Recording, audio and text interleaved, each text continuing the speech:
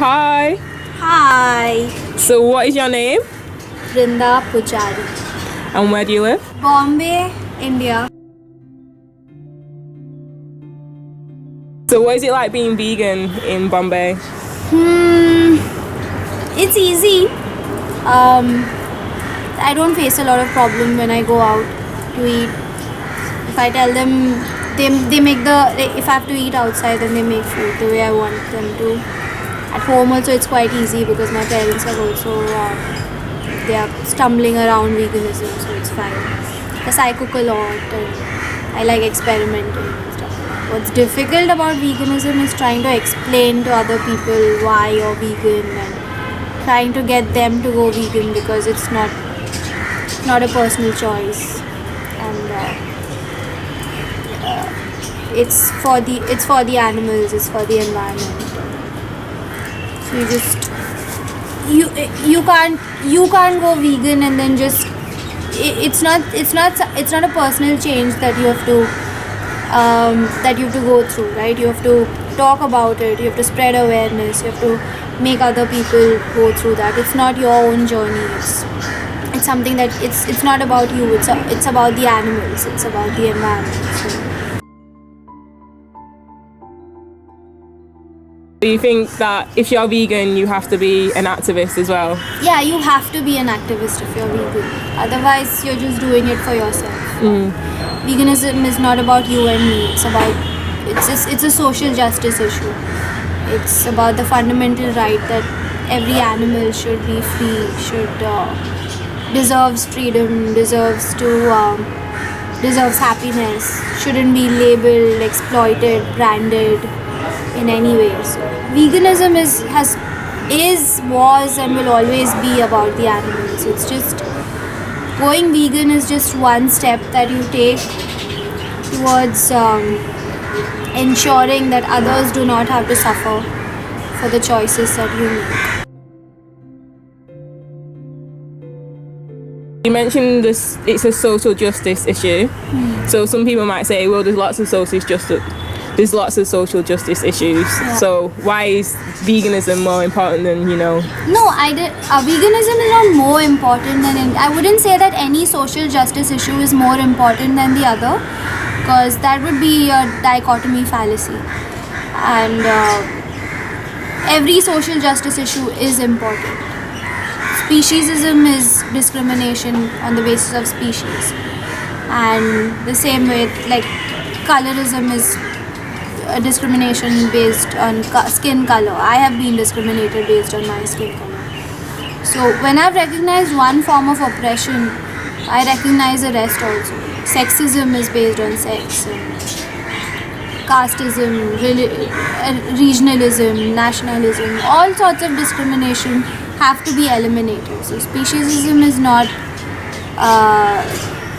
speciesism shouldn't be neglected either, because more number of lives are taken in this form of discrimination because of this form of discrimination as opposed to any other form of discrimination on a daily basis. But I wouldn't say one is more important than the other.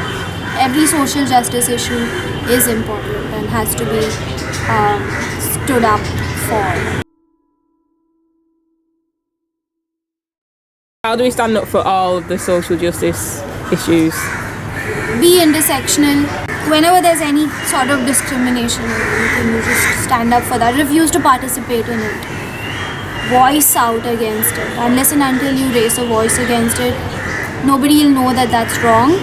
So the moment one person stands up against discrimination, the moment one person stands up against injustice, it gives courage to everyone else also to stand up and say, okay, no, that's wrong. So what type of activism have you been doing at the moment? Mostly it's just related to animal liberation, because mostly it's usually I did a disruption once. Mostly I do outreaches, spreading awareness. It's not, and it's you can do it anywhere and everywhere because it's so rampant. It could be in my office when they are just making speciesism very normal while eating. I would just talk against it right there. And make Do them they get find you an uncomfortable. annoying vegan, or are they okay to you like having your passing comments every so often? They are okay. I don't know if they are okay or not okay, but I choose my fights. I don't always. Yeah. I'm not always in their face. That I do at home. So that's easier. Yeah. Have your attention, please. We all love animals. Then why do we discriminate? Why do we love a few while hate a few? Do you do vegan outreach to the public as well? Yeah, a lot. So what type of reaction do you get? Some of them, actually most of them are quite, innately we are all compassionate, right? So most of them, when they see the videos, we show them videos, and we do video outreaches. We show them around 3-minute or 4-minute videos, and then ask them what they feel about it. So maximum of the people, they realize that what's happening is wrong. They ask a few questions, and then they pledge to go vegan. If not completely, then at least start with stopping a few stuff. Like that, and then we leaflet. Yeah, there was this one disruption that we did, and we want to do a little more disruption, but it's scary. Yeah. Do you like the kind of in your face? Yeah, I get, so yeah, I need to vent it out at some point or the other. So yeah, it gives you an adrenaline rush, but yeah, it's not for that, it's for the animals instead.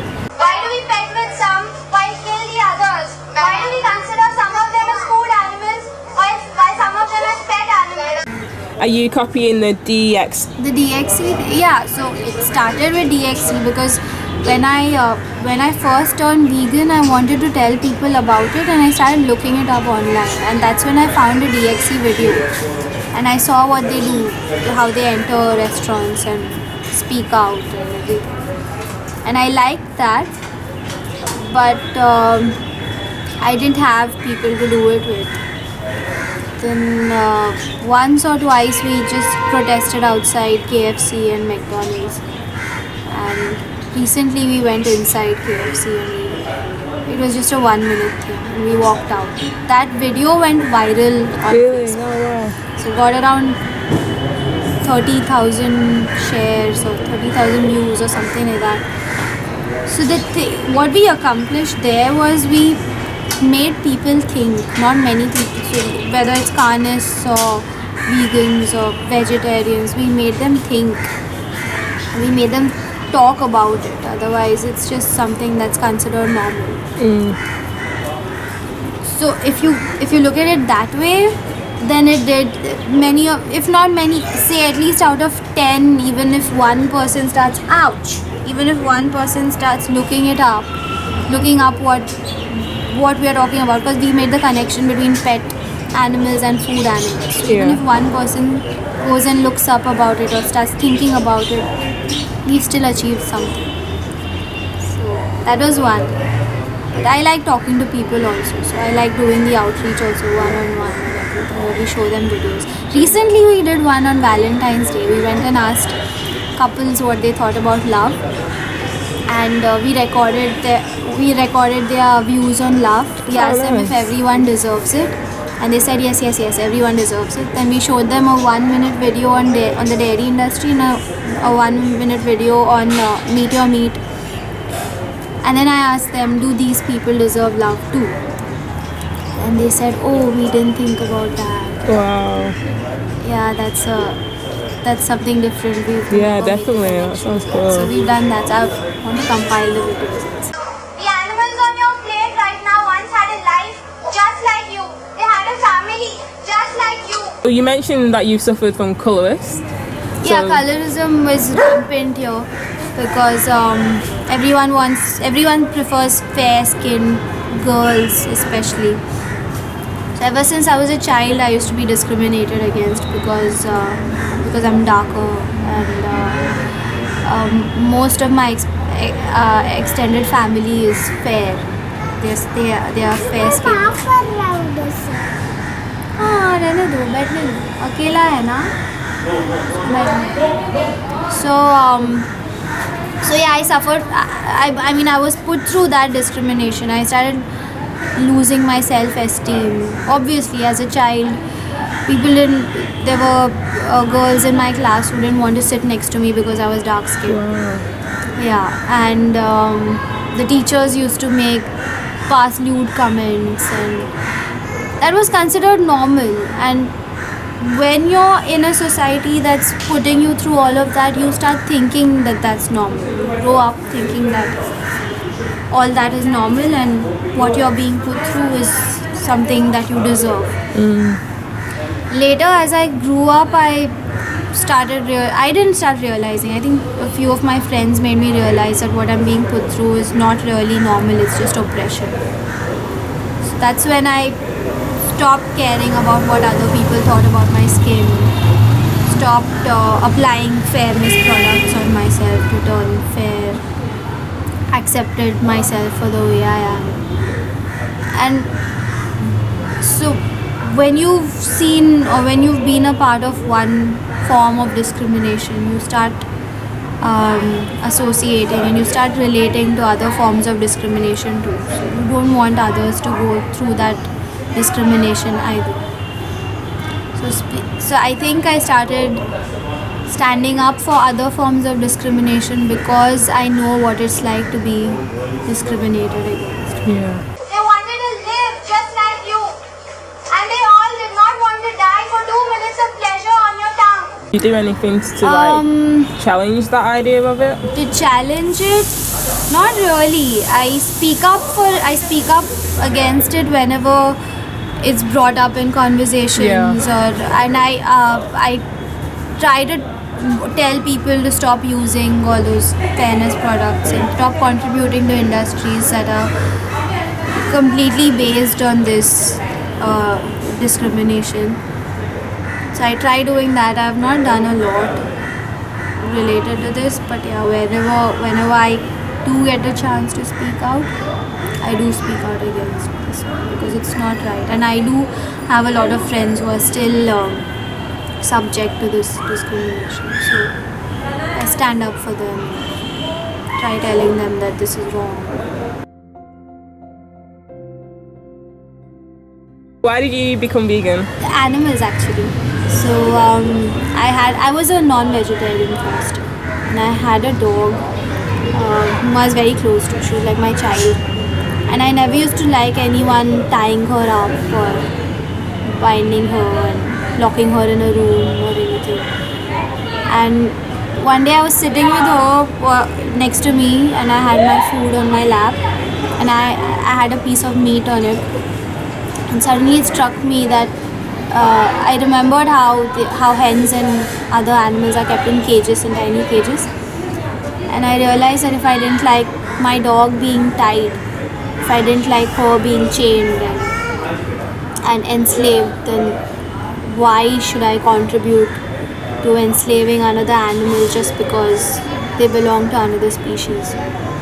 So that's when I stopped having chicken and I stopped having mutton. I naturally started feeling nauseous towards it. But stopping seafood was the biggest challenge. But one day, my mom gave me a piece of fish, and I looked at it and I thought to myself that if I don't stop today, I'm never going to stop it. And I just stopped eating meat. I didn't know much about the dairy industry. I didn't even bother looking it up because it's very common here. And year before last, I came to know, I got to know about the dairy industry a little bit. I used to read a few posts on Facebook. I first saw a picture of two humans suckling on a cow, and then it struck me, okay, there's something wrong. This doesn't seem right. And I started reading about it and gradually reduced having curd and butter and cheese. And one day, last year on 26th Jan, I just sat myself down and I watched Earthlings. And I was just so angry. I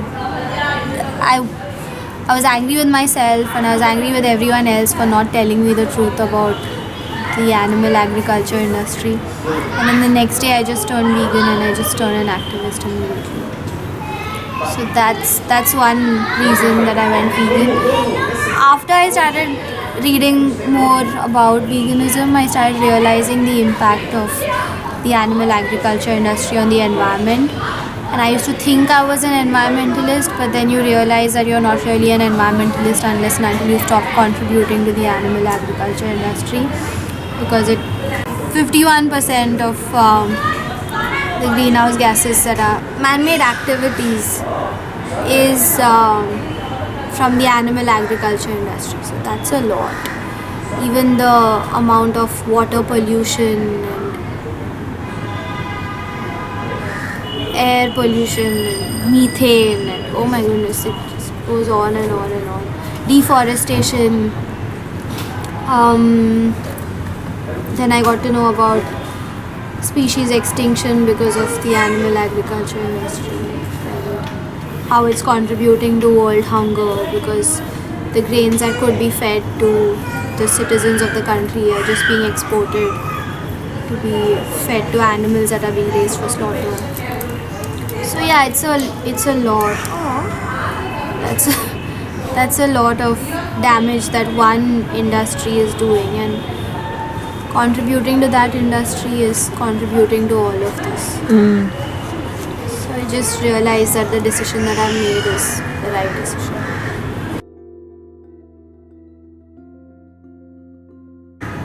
Do you have any tips for people that want to go vegan? First and foremost, go watch Earthlings. Then watch Cowspiracy. And start. I wouldn't say it's a slow journey, because I wouldn't say that it's that you should do it step by step. I'd rather say that you stop it once and for all. But it's not very difficult. It's not very easy for people. So if you're trying and if you're cutting down, that makes a difference too. It's better to just fast track that, because every second there are 3,000 animals being killed. So make the connection. See that. Just try connecting with the food on your plate. It makes it easier to go vegan. So I started looking at my food as people instead of just a piece of meat. And that's when I started connecting with it, and that's when I realized that no, I can't contribute to this anymore. So once that's set in your mind, you stop feeling like eating it too. Your body starts rejecting it. Thank you. Thank you so much. I'm okay.